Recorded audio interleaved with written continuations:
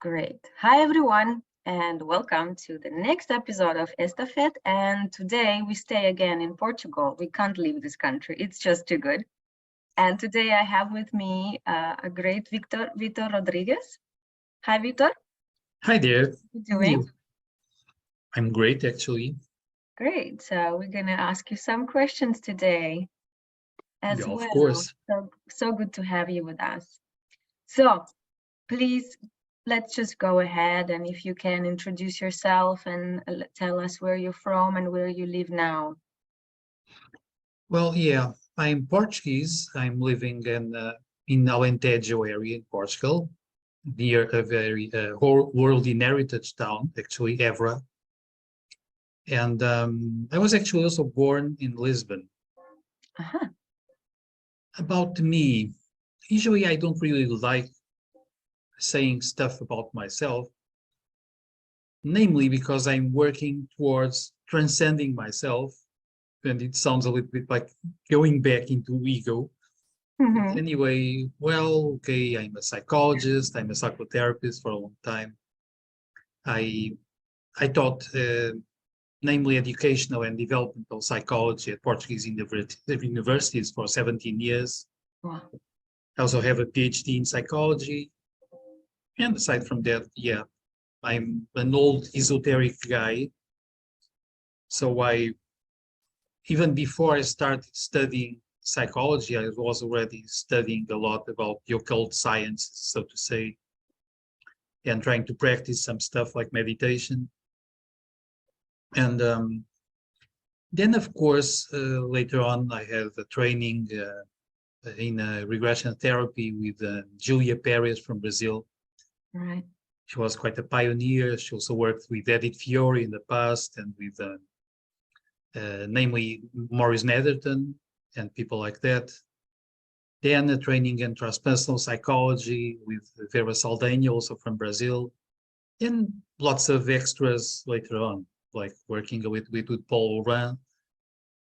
And I came across a guy named Hans Tandem and another one named Roger Woolger, that kind of people.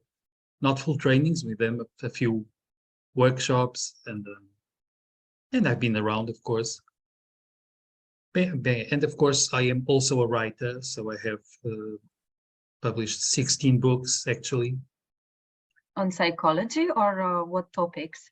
Well, there is one on science fiction. There are sort of a couple novels. There are some sort of essays, like two of them on human stupidity, actually my first books. And I have like 7 self-help manuals. Mm-hmm. I have a book I'm still trying to publish in a good way in Portugal, and that is called the Theory of Shit. So I like to joke around. I'd like to read that one. Yeah, well, let's hope I can find a way to translate it somehow. Yeah. Yeah, it's a fascinating topic, actually. Wow, how cool. But then how come, so you come from a really academic field, how did you find regression therapy? How did it come into your life? Well, when I started psychology, I was very interested, but then I sort of felt like shrinking into like a minor force field because I had to function within the restraints of very limited views of reality and humanity. And that brought, well, I was academically successful, but with some suffering because I felt like I'm usually working at 1,000 rotations per minute, and now I have to go for 30 for a few years. And then I was sort of struggling to find a way to connect orthodox psychology and spirituality. Mm-hmm. And I started finding out about transpersonal authors. That was very nice. And later, of course, regression therapy authors. And I had the opportunity of meeting Julia Perez. At first, I was not really trusting the idea. of regression out of some prejudice. Then I decided to really disobey her because she told us, don't go along with the session I'm delivering. You, the witnesses, you, the people watching it. And I decided to really, really disobey her because I had some training for meditation and some stuff that would allow me to easily do it. And I was astonished because I really found myself in a previous very powerful life.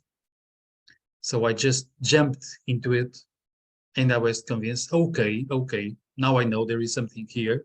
I really must work on this. I must learn and practice. And it was a fun process in some ways. Wow. Just like that, here you are. Yeah. For instance, at first, of course, she told us at the time that, you should not try to practice regression therapy with friends or family. But what happened is that at the time, I was still trying to learn, of course. I had a girlfriend, and someday she was stressed. I told her, let's go for a mind relaxation. And she jumped into a past life. And I was forced to help her along as long as I could. Then I came to the trainer team and told them what happened. And he said, oh, no choice there. Now we must go on and move with her and do whatever you can.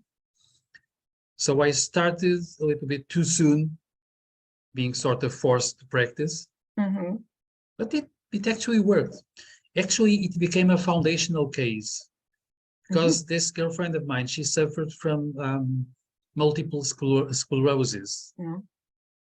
And she was, someday she was on the verge of a new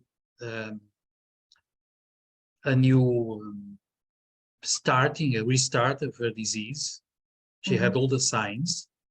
So we made like a session, like a desperate session, trying to see if it would be possible to stop the process and understand it. And she found herself in a previous life, like 2,000 years ago, where she had the real start, apparently, of her disease out of guilt feelings. We dealt with that. And after we dealt with it, and you love this one, she was, for 1 year before, she couldn't use high heel shoes because she couldn't stand, she had no balance for that. And she could coordinate one of her feet from the ankle down. And by the end of that session, she told me, I recovered fully my movement and my balance. I was like, come on, you are joking. It's not possible. But she was for a full year without coordination. Yeah. And she told me, I'll show you. So she brought very high heel shoes and I could dance a waltz with her. I was really astonished. Wow, that's a start. Yeah, you can bet on it. And it was extremely convincing because suddenly I saw like such a reframing that was not just hitting her at the emotional and cognitive level. It was suddenly restructuring her nervous system even at a very deep level. So that really convinced me that regression is important. Wow, amazing. That's a story. Cool. And so now in this present moment, you practice both, or how does your daily practice looks like right now? Well, I do lots of regression therapy, but I also use breath work, meditation, sometimes some body work, even some energy work, of course, imagination, and some sort of cognitive restructuring sometimes. Also in between sessions, I try to help my clients understand what is going on and what they can make out of it. So I resort to lots of stuff I learned throughout the years. And of course, I still have some situations where clients come to me with some important physical disease, and it still works. For instance, now I'm working with a woman with what's the name that in English? This is the famous lupus, Mm-hmm. lupus erythematosus. I think it's a self-immune disease, powerful one, can really bring you down. And she came to me during a very severe crisis.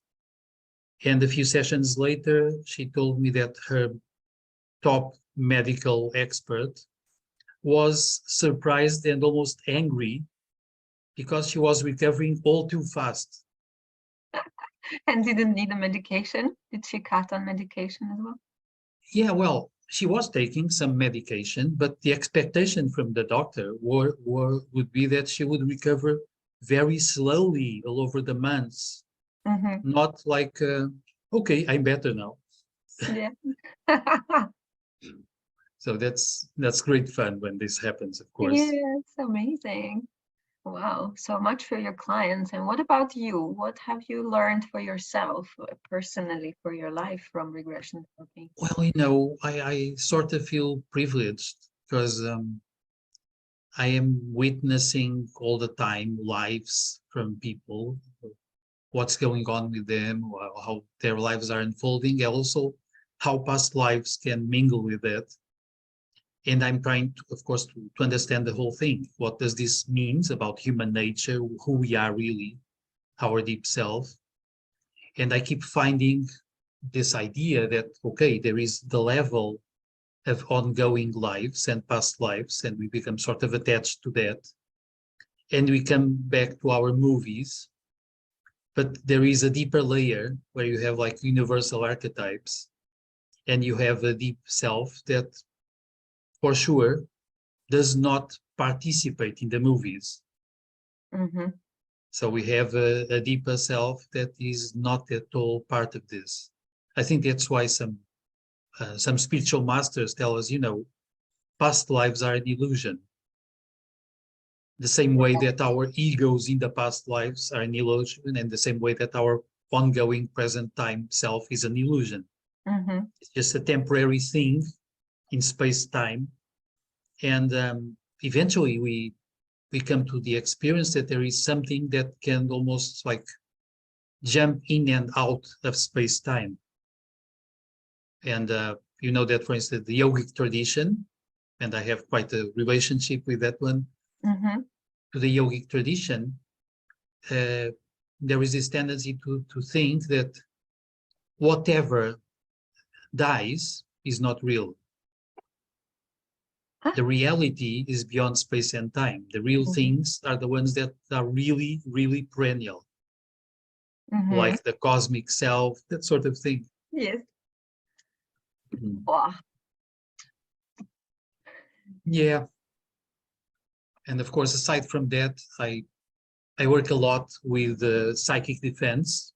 Yes, right. Yes, you give workshops on that as well. Yeah. And well, I always tell people that I was forced into that field Mm-hmm. because I think the choice has been you go crazy, you die, or you learn. So I tried Mm-hmm. to learn how to deal with that. And so I developed to some extent, my own methodology to deal with that and to help people find out about what might be going on with them. And this also mingles a lot with this because in that area also I'm forced to deal with the idea that we have several subtle layers of existence. We have several bodies or vehicles. And again, our deeper self is invulnerable to psychic attacks, but our personal self is not. Mm-hmm. And our best protection implies, again, moving from our ongoing identifications and our typical personal self to finding something else. And so with this also, I was sort of forced to try to learn more about human nature again. Mm-hmm. And for instance, if you are hit, that means that there is a portion of you that is going to be hit. And psychologically speaking, this means also generally that you are attached to that portion of yourself. And even for general psychotherapy and emotional issues, I tell people that, listen, imagine that you want to irritate a normal citizen. You go to the normal citizen and you tell him or her, I don't like you, or you are ugly, or you are fat, or you are stupid. So I use the bullying strategy. I find something the person identifies with, and I strike there. But if I want to irritate, let's say, if I could find the guy, Saint Francis of Assisi, or even nowadays, if I want to irritate the Dalai Lama, or perhaps Sadhguru, I don't know. How can I irritate them? I must find something that is important to them, meaning they are attached to strike that thing when they are not even there. So not easy to stress them or to irritate them. Right. That would be some work. Exactly. So they are also free from bullying. Mhm. And of course, general humans, they are not. The extension of attachments we have, it's the extension of our fragility. Right. So I'm going to jump to the question that in the previous Estafet with Mario Rezende, he has asked you a question. And I like to jump to that. And the question from Mario was, how do you see this intersection between regression therapy and transpersonal field? How do you see the connection and what is important to do to connect the two? Okay. I also have a theorizing animal inside. So I just love that kind of question. Actually, I would say that regression therapy is one possible transpersonal psychotherapy. And I would say that all transpersonal approaches to psychotherapy, they have in common working with modified states of consciousness, where you find, so to say, quantitative changes, where the extent of stuff we might be consciously in touch with at a certain moment extends. Then you have qualitative changes where we have access to different layers of being or to different layers of energy and substance in the universe. So this is a common thing there. Then I would say that also all transpersonal approaches deal in different ways and to different amounts with human identity. They deal with consciousness, and then they deal with, in a way, the shapes consciousness tends to identify with and to conform with. So all of them, again, will deal to some extent with human identity and what we call ourselves. But then regression therapy is quite specific in there because it deals with not just our present day identity, but with our story of previous ones and how they mingle with the present day one.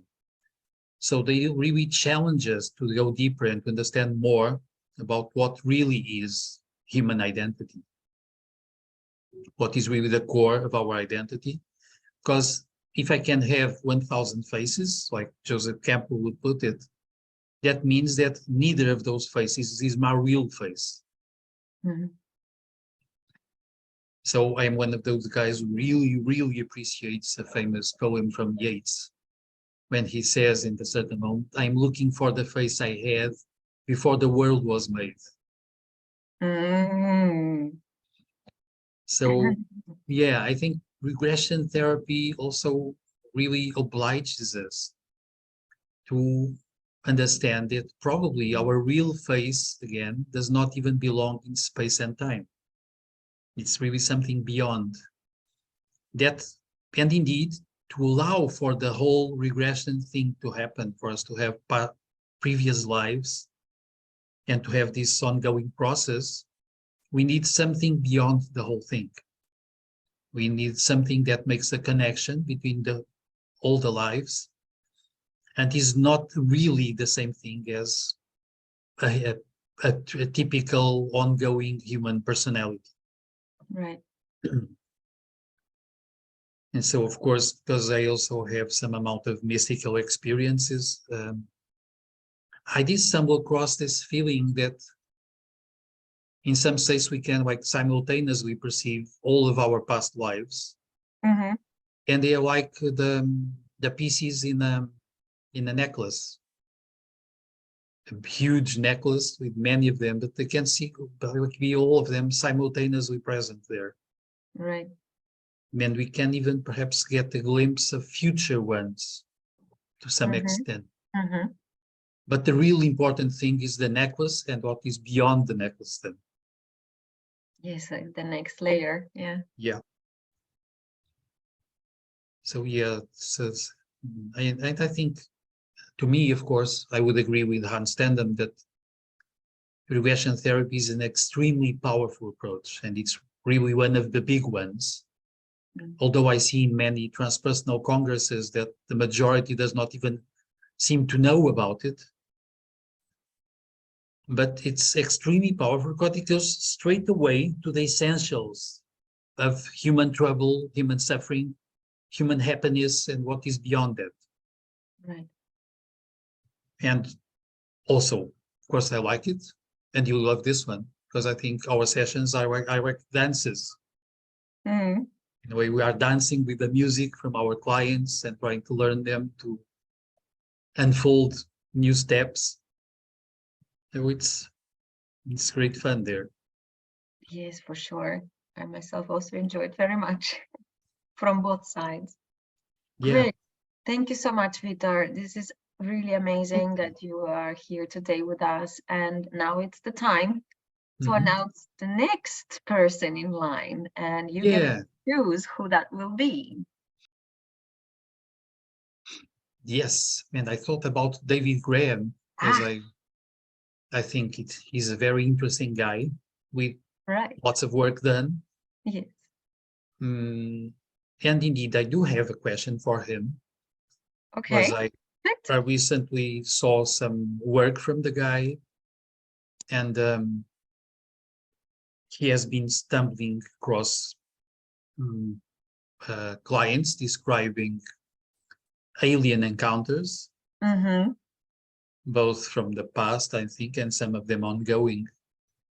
So the question would be to David, do you really think there is an ongoing interaction of alien humanities with our own? And where do you think this is going? All right. Ooh, I'm excited to hear about that. Great. Yes. Thank you, Vitor. Very good. So next time we're now finally moving out of Portugal and we're going to England. Awesome. Yeah. Thank you very much, Vitor. It was really a pleasure to have you, and I hope everyone you enjoy it, and we'll see you in the next episode. Bye-bye. Let's go for it. And thank you too.